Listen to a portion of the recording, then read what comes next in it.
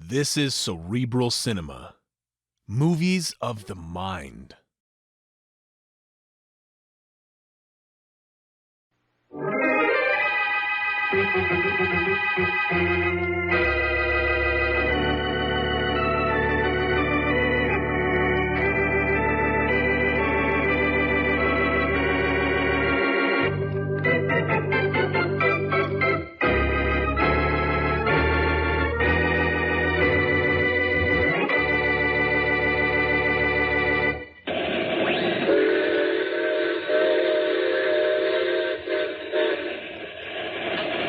That you, Tom? Yeah, Bob. We on time? Sure. We just highballed through Danville. Oh, we're coming to that bad curve, huh? It's not the curve that's bad, Tom. It's the grade crossing just around it I don't like. Hope they make an underpass out of it pretty soon. Where you been? Back in the baggage car. Well, I've never seen so many armed guards in my life. What are we carrying? Gold. Plenty of it. They gave it to us to carry because we go non-stop from the capital all the way to the city. Gold, huh? Yep. Well, I guess if this was in the days of Jesse James, we'd be worrying about being stopped, huh? Hey, Bob, we're coming to that curve. Yeah, and then that crossing. Better whistle for it. Okay. Carrying a load of gold, huh? That's right. Boy, it must be some load. All the guys they got guarding it. Wish I had some of it. Hey, Bob, look. Yeah? There's a car still on the grade crossing. I know, I see it. Well, the whistle, quick, quick. Bob, do we stop in time? No, we couldn't see it till we rounded that curve. We're going to hit that curve. We're going to hit it hard. Hold on, Tom. Hold on.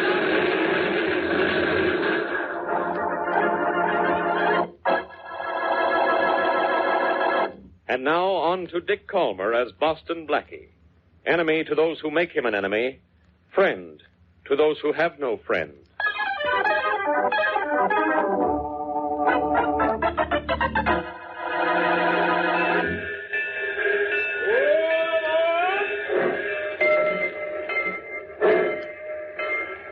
Well, Harry, there she goes. That's right, Jeter. And here he comes, walking towards us just as if he knew we were hiding here. Then again, why shouldn't he know? He had his instructions, same as we had ours. He knew we'd be in these bushes. Yeah, I know. This is going to give 100 people a headache. Wait till they try and find out what this is all about. I got news for you. Yeah? I don't know either. You don't have to know. All you got to know is you're going to get paid. You can't figure this out. Nobody's going to figure this out. But somebody is going to be very happy. Believe me, somebody's going to be very happy.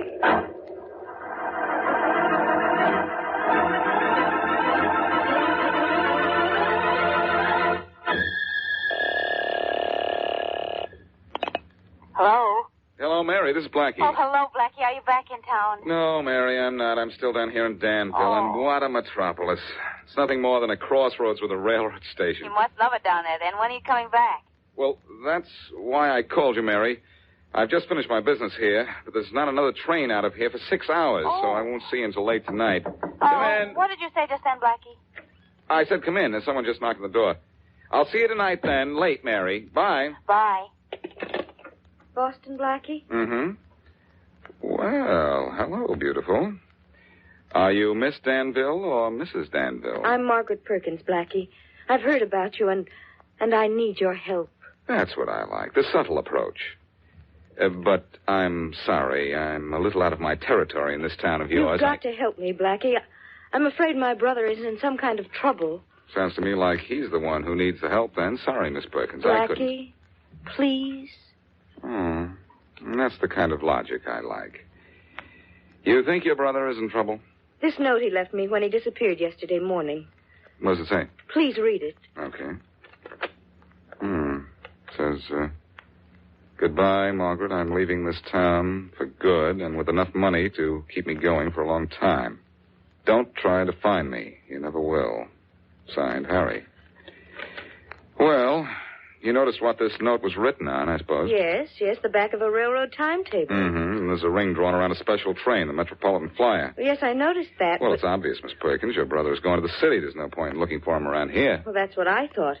Danville's too small for him to be here without my knowing about it. I'll tell you what I'll do, Miss Perkins.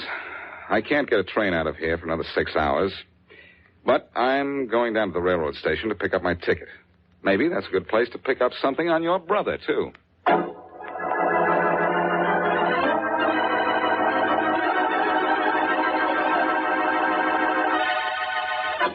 One-way ticket to the city, please. Yeah, to the city, young fella. And a train out of Danville today again for another 5.5 hours. Yes, I know that, but I'll get my ticket now. That is, if you don't mind. Yeah, the only thing I mind is my rheumatism. One way, you say. That'll be $1.50. $1.50. Okay, here you are. Thank you. And here's your ticket, young fella. Thank you. Say, by the way, you didn't see this young lady's brother in here yesterday, did you? Hello, Mr. Washburn. Oh, howdy there, Margaret. Didn't see you. Looking for Harry, are you? Yes. Nope, I ain't seen him. We think he took the Metropolitan Flyer out of here yesterday. Flyer? You mean the non-stop from the capital? Yes, I have an idea. The idea's bad, Sonny. Flyer don't stop here. Never has in 50 years. Nearest it ever came was yesterday when it hit an auto up at the crossing, mile and a quarter past here. Oh, how terrible. Was anyone in the car hurt? Anybody hurt? Nope. And you know that was the funny thing about it. There weren't nobody in the car. Weren't nobody around even. This auto was just sitting on the tracks all by itself. And no one ever claimed the wreck? Nope. Guess whoever owned the thing just walked off and left it. Mighty funny place to leave it, though, on the main line tracks with the Metropolitan Flyer coming through. Apparently it stopped the Flyer, though, didn't it? Oh, sure did. Flyer was standing out there in the middle of nowhere for 20 minutes. But that don't have nothing to do with your brother, Margaret. I ain't seen him, not in a couple of days. Well, thanks, Mr. Washburn. Thanks a lot. Yes, thanks, old timer. It's all right, young fella. And say, Miss Perkins, is there a place in town where we can borrow a car? Why, yes, we can use my uncle's. Good. Let's get your uncle's car and go have a look at that wreck that stopped the Flyer yesterday. Well, if you want to, but I don't Miss Perkins, your brother put a ring around the Metropolitan Flyer on the timetable for a reason. I'd like to take a flyer at looking at that wreck for a reason, too. There's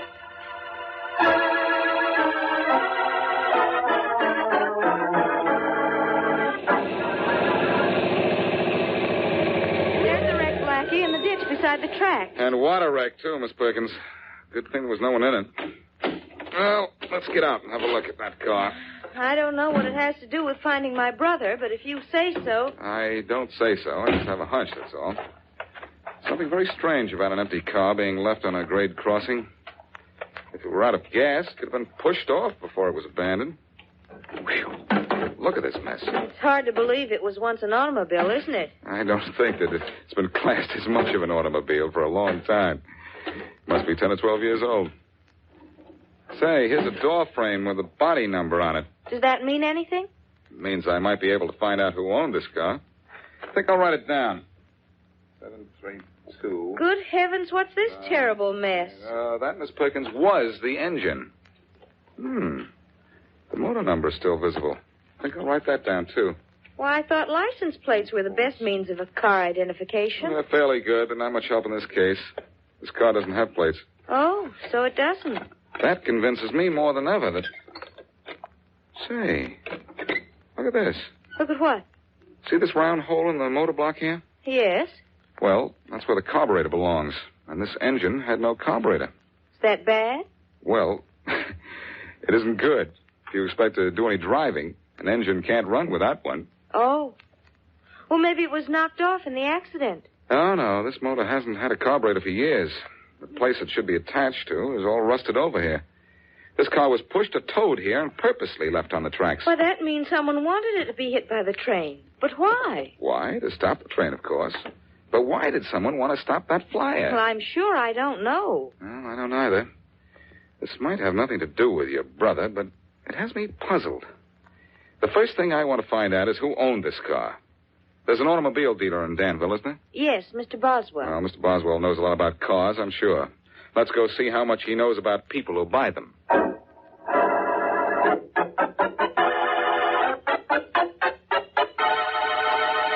Yes, Blackie, I sold that car yesterday morning at 9 o'clock. At 9 o'clock yesterday morning, Mr. Boswell? And the Metropolitan Flyer comes through Danville at 10. Yes, sir, like clockwork. That means the car was bought just 1 hour before the Flyer hit it and wrecked it. This is getting more interesting every minute. Well, that means the car was bought to stop the train, doesn't it? It wasn't bought for any cross-country tour. Wasn't even in running condition, was it, Mr. Boswell? No, it wasn't, Blackie. The two men who bought it had to tow it away. 2 men bought the car, huh? Did you know them? I knew one of them. It was your brother Harry, Miss Perkins. My brother? Yes, he came in with a fella I've seen before, but don't know by name. I think your brother called him Skeet, though, or Pete, or something like that. Well, so Harry and his friend bought that car to stop the Metropolitan Flyer. Okay, here's where I start finding out why that train was stopped.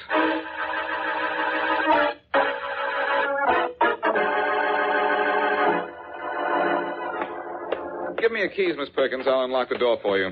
People in small towns never lock doors, Blackie. You'll come in a while? Yes, it's still several hours before my train leaves, and there's nothing I can do about your brother till I get to the city. You think that's obviously where he's gone? I think that more than ever now. I think he used the car to stop the Metropolitan Flyer and got on it. Let's go in and talk this over. Oh, yes, of course. Harry! Oh, he's been shot several times. Harry, what's happened? Who did this to you? Oh, tell me, darling, who did this? Harry, what is it?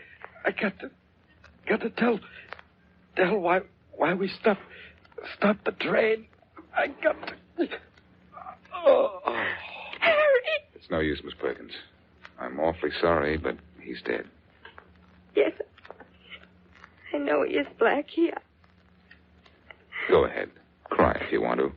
It'll do you good. What's this in his shirt pocket here? Looks like a newspaper clipping. This is what Harry was trying to tell us. This newspaper clipping says the Metropolitan Flyer was carrying gold.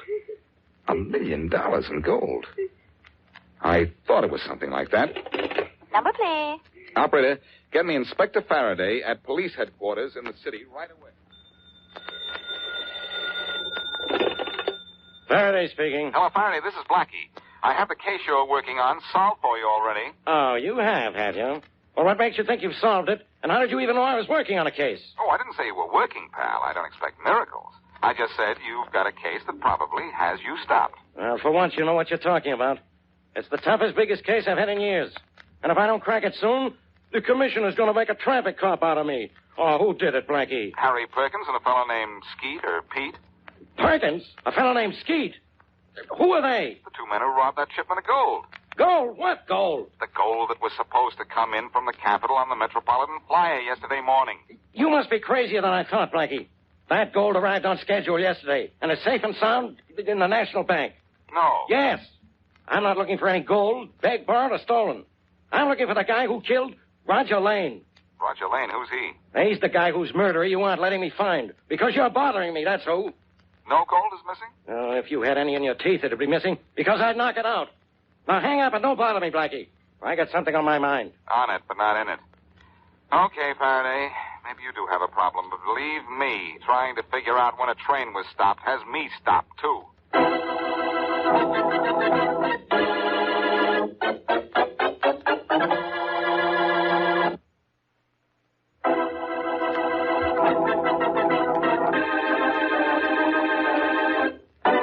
Harry Perkins and a man not yet properly identified bought an old automobile and placed it on a grade crossing, where it was hit and demolished by a non-stop railroad train carrying a shipment of gold.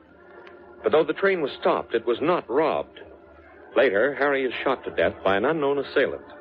And Boston Blackie, working on the case for the dead man's sister and searching for a reason why the train was stopped, comes to the city in search of clues.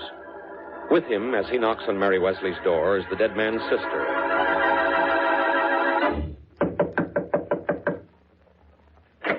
Hello, Mary. Oh, Blackie, come in. I'm so glad. Oh. Oh, it's not what you're thinking, Mary. Miss Perkins, Miss Wesley? Well, I don't have to say it the other way, too, do I? Oh, of course you don't. How do you do, Miss Perkins? How do you do? Miss Perkins is the girl I told you about on the phone just before I left Danville, Mary. Oh, I see. Oh, Miss Perkins, I'm awfully sorry about your brother. And I know that Blackie will find out who killed it. I hope so. Won't you come in, both of you? We will. And, Mary, I'm going to ask you a favor. Of course, Blackie. I want you to keep Miss Perkins here with you for a day or two until I find out who killed her brother. I'm sure his death had something to do with the stopping of that Metropolitan flyer. Harry and his killer stopped that train together for a reason I can't understand. Yet. Well, maybe the train was wrong. Well, that's what we both thought, Miss Wesley, until Blackie found out the gold it was carrying wasn't stolen. Yes, I wondered about that. Maybe it was stolen, and Faraday just won't admit it. Well, make Miss Perkins comfortable, will you, Mary? I'm going to make Inspector Faraday uncomfortable.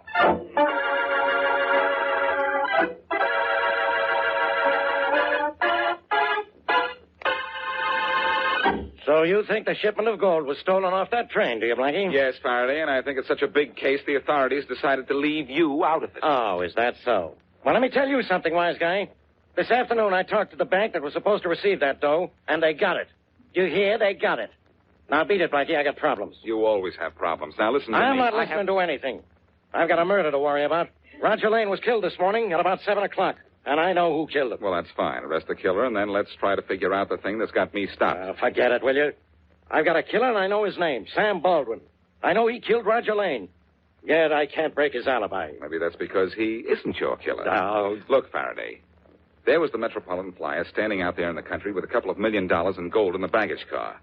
It was stopped on purpose, but it wasn't for the gold. What was it stopped for? I don't know, and I don't care. Maybe it was on the wrong track. All I know is that if you think that flyer was stopped for the gold, you're on the wrong track, too.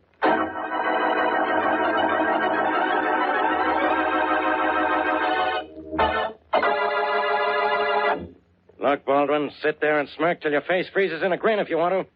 But I know you killed your partner. You know it, huh, Inspector Faraday? Then why don't you arrest me? Because I don't make arrests until I have proof. Until I can slap a charge on a man and make that charge stick. Then why do you bother me? Can you prove I killed Roger? No, but I can prove you had a motive. No, can you? Yes. Lane embezzled from the company. He stole plenty from you. Mm-hmm, so he did. I can also prove it was your gun that killed him, can't I? Yes, you can, Inspector. I admit it was my gun that killed him. But does that mean that I was the one who fired that gun? I say it does. Oh, but how can that be, Inspector? You forget I was in the Capitol. Or I was on my way back from the Capitol when Roger was shot, wasn't I? Yeah, you were. That's why you aren't under arrest. Yet. And why I'll never be under arrest? Do you think a jury would believe that I shot and killed Roger Lane this morning at 7 o'clock when I boarded the flyer in the Capitol at midnight last night and arrived here at 11? Well, man, I was 4 hours outside the city when Roger was killed. You checked with the conductor. He told you when I got on and off. Yes, he remembered you getting off. That's why. Say, Boston Blackie said something about a train that gives me an idea. You think you have a foolproof alibi, do you, Baldwin? Well, it does prove I couldn't possibly have murdered my friend Roger. Oh, it does it? Well, I'm going to find Blackie, and when I do, I think maybe I'll find a hole in that alibi of yours. I'll see you later, Baldwin. Mm-hmm. You will, huh?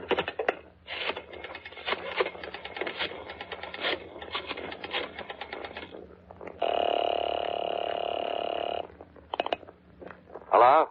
Jeter Johnson, please. Speaking. Oh, Jade. Inspector Faraday was here again. So what, Baldwin? What are you worried about? Plenty. But why? I took care of the only guy who could rat on us. Harry Perkins is dead. Yes, I know you took care of him all right, and that was good work. But, Jeet, you're going to have to take care of somebody else the same way. Oh. Boston Blackie. Boston Blackie. I don't want to mess with that guy. Look, you want to go to the chair for killing Harry Perkins? No, but what does Blackie know about who killed Harry? Nothing yet, but he will pretty soon. Because he seems to know something about why you and Harry stopped that train near Danville this morning. What? He knows why we stopped it? I think he does. And if he gets to the police with it, they'll be able to prove that I killed my partner. Uh-oh. And, Jeet, if I go to the chair for killing Lane, you'll go there, too, for killing Harry. I'll see to it. So, don't you think you ought to take care of Blackie? Huh?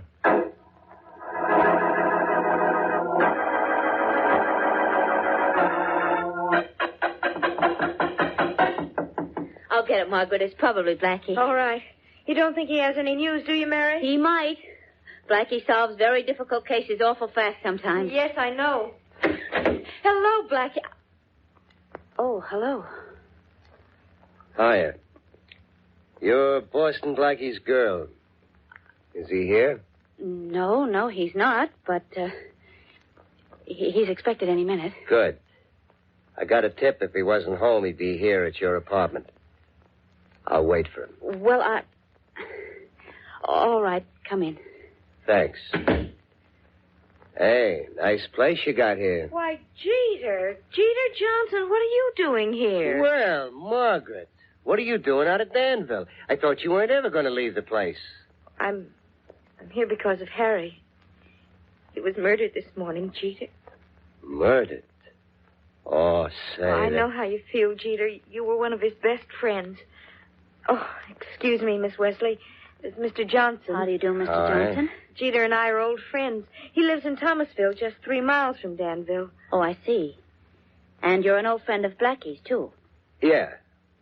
Well, this is all very chummy. You don't mind if I wait for him, huh? No, not at all, Mr. Johnson.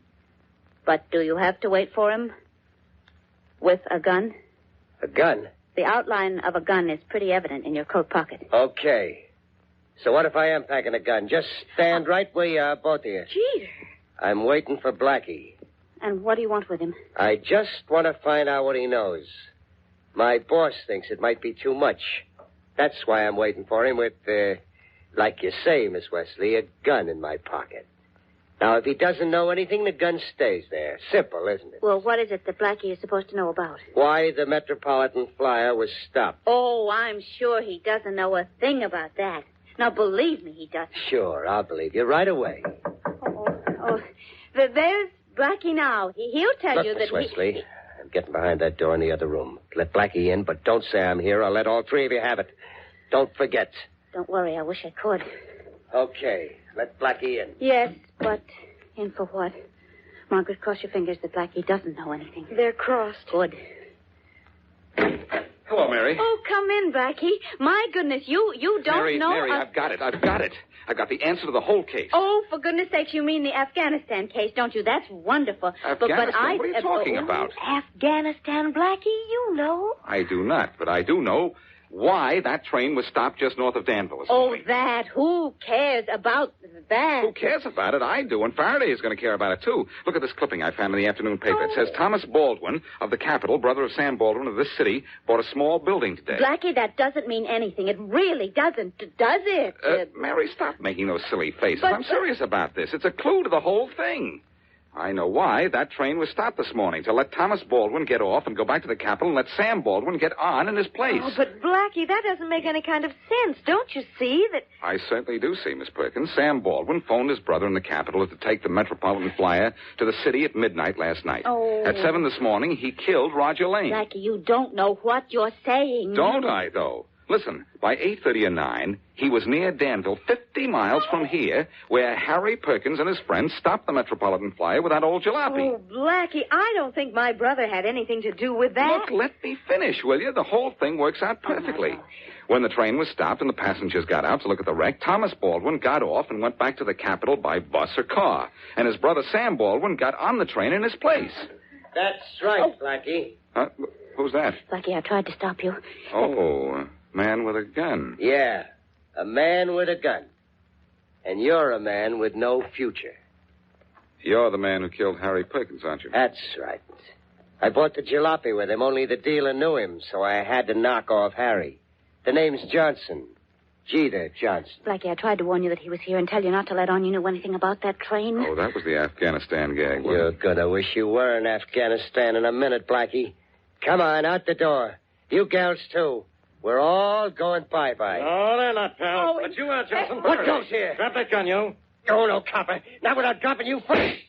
Why, you... You both missed Faraday, but I've got Jeter. Oh, no, you haven't, Blackie. Blackie, look out, he's getting away. Oh, no, he isn't. Oh, Blackie, what a suck. Mary, please, such language. Well, here he is, Faraday, all yours. And Sam Baldwin is going to be yours, too. You know that? Yeah.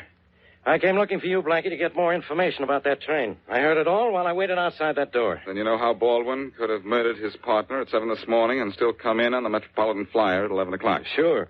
But don't forget, you thought the flyer was stopped because it was carrying gold. Yes, I did. And one of these days, somebody's going to mistake me for a train. I've been carrying you for years.